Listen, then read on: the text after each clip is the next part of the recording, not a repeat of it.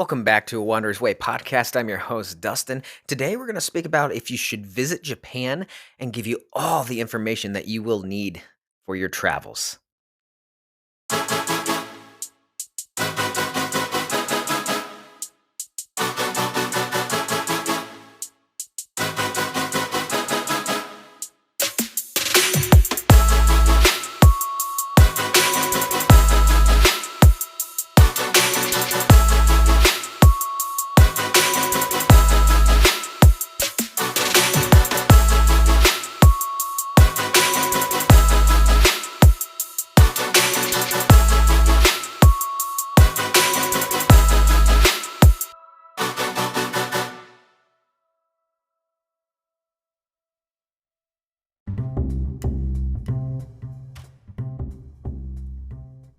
So, when we speak about Japan, most of us usually think of Tokyo, Mount Fuji, and history of the samurai. Today, we are gonna talk about Tokyo a little bit, but we're also gonna talk about three other places that I think are very important if you're gonna travel. What to expect there, why I think they're important to visit, and we'll also speak about if you should take the chance of moving there and why I find it a great opportunity versus not a great opportunity for depending on who you are and what you like. So the first thing I want to start with is the population. So I'm going to start with Tokyo, as everyone is already knows what Tokyo is like.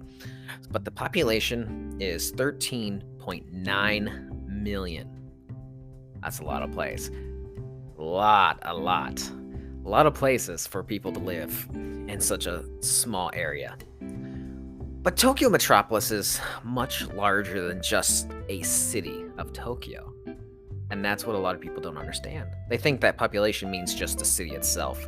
No, it's the whole greater Tokyo region. But they do it so well. But on top of that, the next largest place that I want to talk about, which actually surprised me about the population. I actually thought it was going to be less than the other two I'm going to speak about. But Hokkaido, 5.2 million.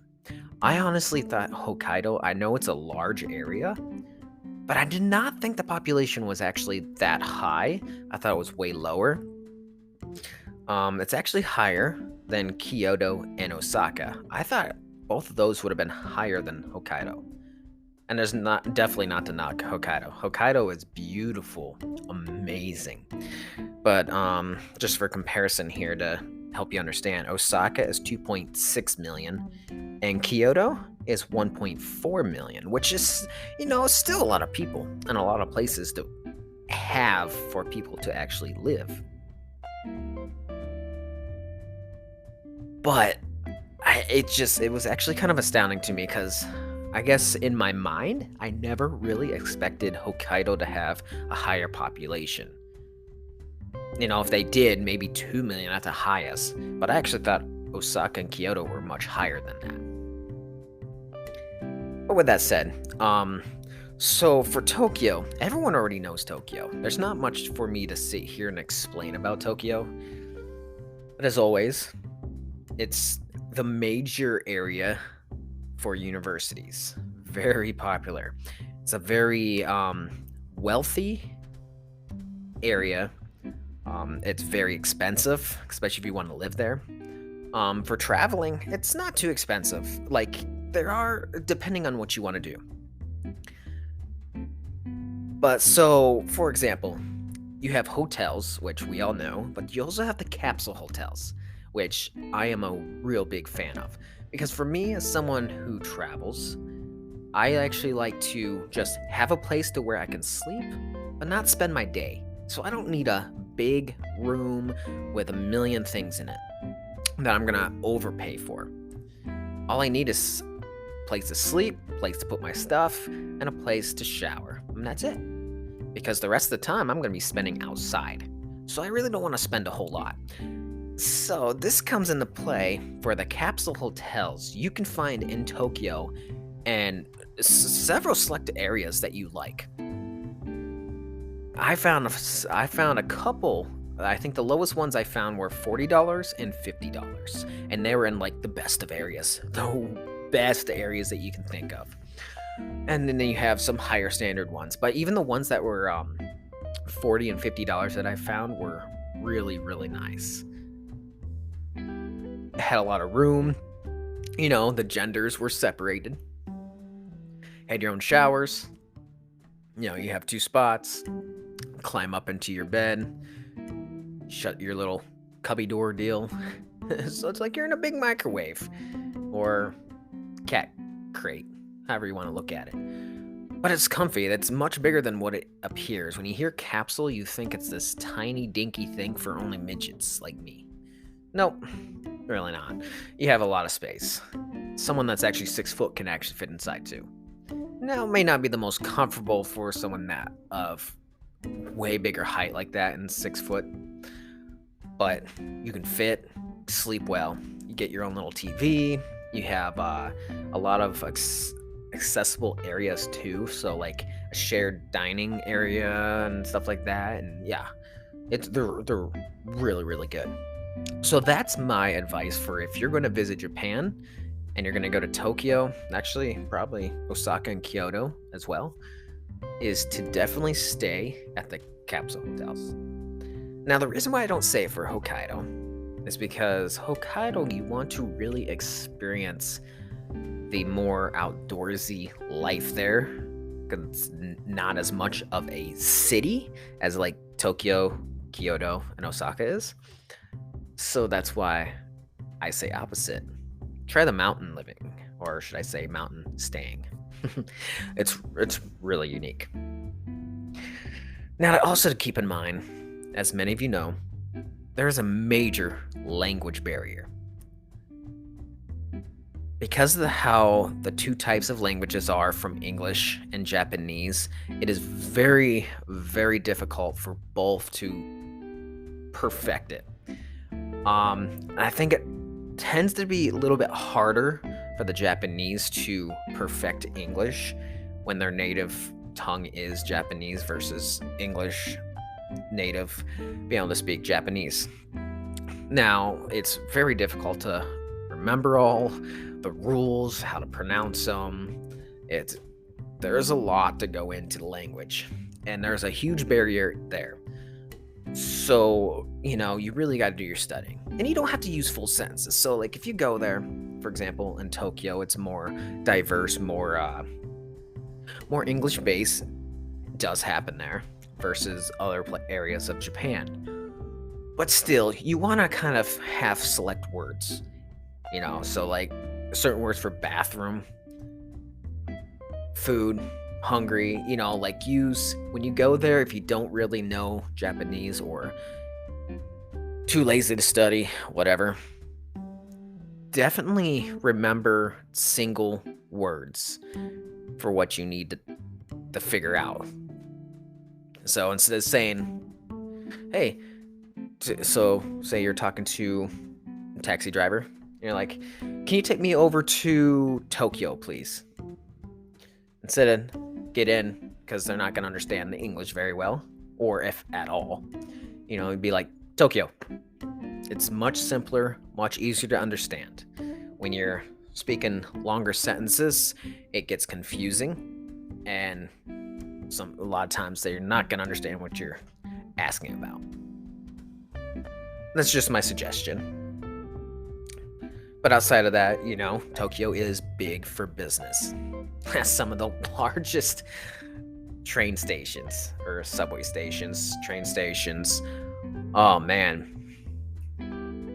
There's a couple of them that you will get lost in. And it's pretty easy to read the map, but like it's so hectic because there's so many people. You're so focused on looking ahead instead of looking at the maps and everything around you. So you're kind of getting, lost. So you're going to get lost. You are going to have major anxiety because you're going from one place that you're used to a huge new cultural area.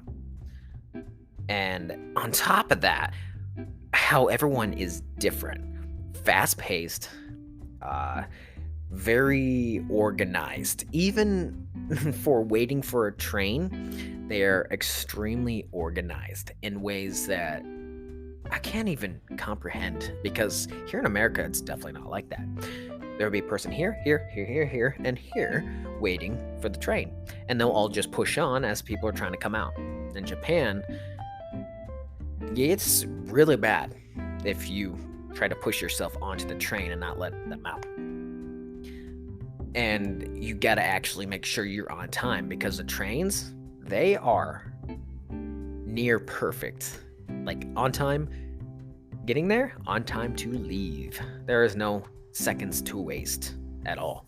That's how they are. So it's a huge cultural shock once you're there.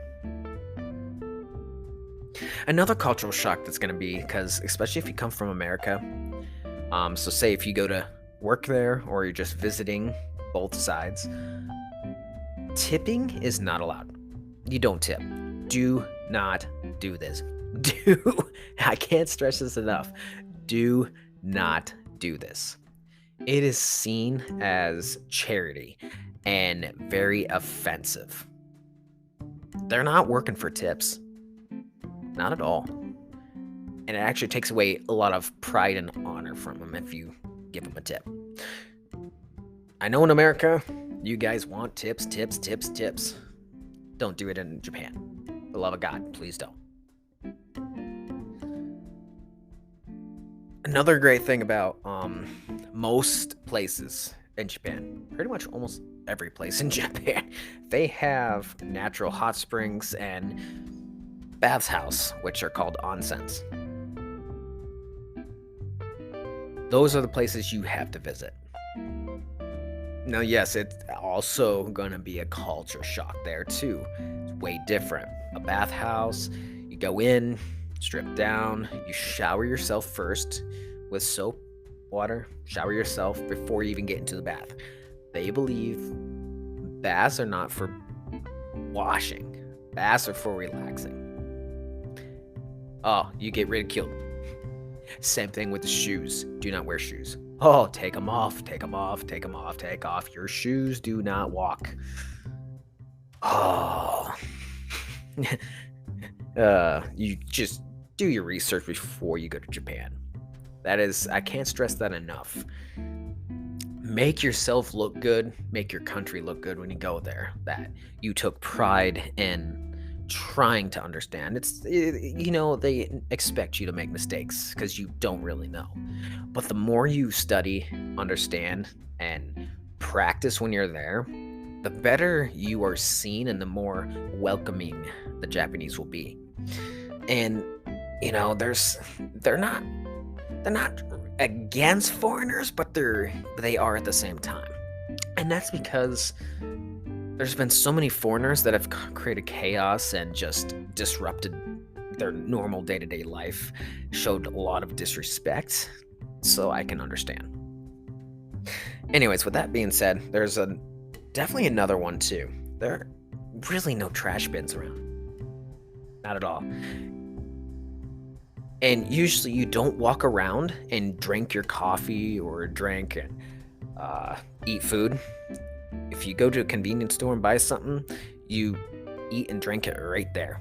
If there's a trash can, you throw it out. If not, you're expected to put it in your bag and carry it with you until you get back to your place or until you find another trash can. That's just how they are, and we should be respecting that. So with that being said, Tokyo, very diverse. Tokyo has the Tokyo Tower, the Sky Tree, lots of fun to be had there, lots of shopping, very expensive, lots of people. Can't stress that enough, lots of people, but it's so beautiful. For a city, it is one of the most beautiful cities ever. But outside of Tokyo, there's a lot of other areas that are unique and special. And one of them, and it's my favorite place, which is Osaka. Osaka, Japan is the nightlife of Japan. It really is. And they have amazing food. That is personally my favorite when it comes to food, is the place to go. They have a lot of nightlife bars and karaoke and all sorts of things, like unique things. What I've seen before is they've had a karaoke bars where you can take your food in, have your friends closed, and have fun. Awesome. But on top of that, they have like the old-fashioned diners too. So you can go in, play Super Mario Kart on Super Nintendo while you're eating. And I think that's really cool. The dining and the experience of old-fashioned gaming. Can't complain with that. That is one of the most amazing experiences you can have, really. But also in Osaka, that's where the Osaka Castle is. So if you go there, check it out. You will love it. So let's go to Kyoto. If you're gonna go to Kyoto, one thing I can't stress enough either is go eat the beef. Go have the steak. Eat it. Enjoy it. It is one of the best places to go if you are a meat eater. Go, eat it, have fun. But Kyoto is known as the cultural capital of Japan.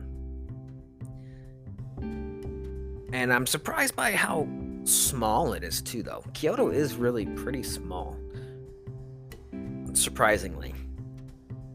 But it's very massive with the amount of Buddhist temples. So if you're Buddhist or you want to check out these unique areas, definitely go to Kyoto. Obviously, Hokkaido, definitely known as the snowiest place in Japan. It's the most northernmost, very cold in winters. They have natural hot springs, which are amazing to go in, and lots of ski areas. Very mountainous.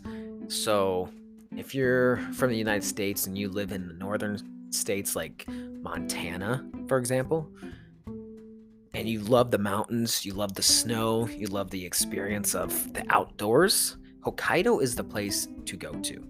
There's a lot of zoos, a lot of special outdoor events and festivities. This is where you definitely want to go. But outside that, remember, there's no handshaking.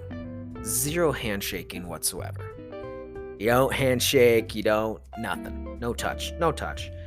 You bow for respect.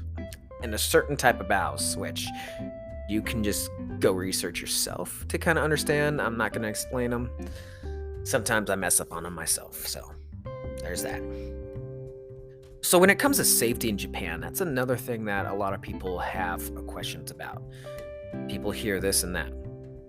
Well, yeah, things do happen in Japan, like anywhere. Nowhere is perfect. But when it comes to safety, Japan really is one of the most safest places in the world. It really is. But for women, that's when all the problems really occur. When something does happen, it's usually to women, and most of it is groping by old men. And it's really sad to say. They've always had this problem in Japan, especially on the trains, and man, I hate hearing about it.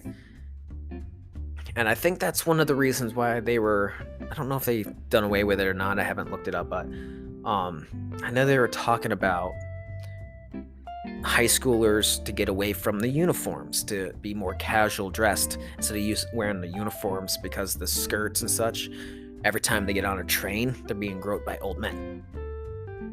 Yeah. But on the flip side, it really doesn't help when your consenting age is 13. Like, yeah, come on, Japan. Please change that, because that's just, no, that's just, no, not right. Especially with Americans. Come on. There's a lot of Americans that love that kind of stuff, and so if they come over there, they're going to force their way. So, yeah, I don't know. And there's a lot of things about the culture I don't understand and will never understand. That's one of them I will never get behind. along with women's rights. Japan is known as one of the slower places for women rights. So after 1945, women did get the right to vote.